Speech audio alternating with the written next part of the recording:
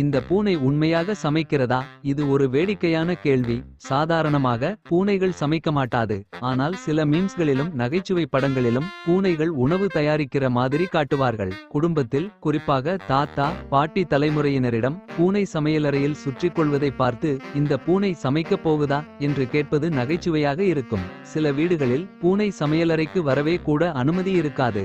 இன்றைய சமூக ஊடகங்களில் இஸ் திஸ் கேட் குக்கிங் என்பது ஒரு வைரல் மீமாகவும் மாறியுள்ளது.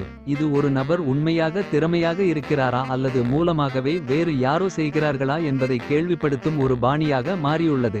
தமிழ் நகைச்சுவை படங்களில் கூட இதுபோன்ற வேடிக்கையான தருணங்கள் இருக்கும். உதாரணமாக கவுண்டமணி, செந்தில், வடிவேலு போன்ற நடிகர்கள் உணவகத்தில் வேலை செய்வதற்காக சேர்வார்கள். ஆனால் உண்மையில் அவர்களுக்கு சமையல் தெரியாது. அதுபோலவே இந்த பூனை சமைக்கிறதா என்பது ஒரு நகைச்சுவை உணர்வை உருவாக்கும் கேள்வியாகும். கடைசி கேள்வி, அப்படின்னா உங்கள் வீட்டு பூனை உண்மையிலேயே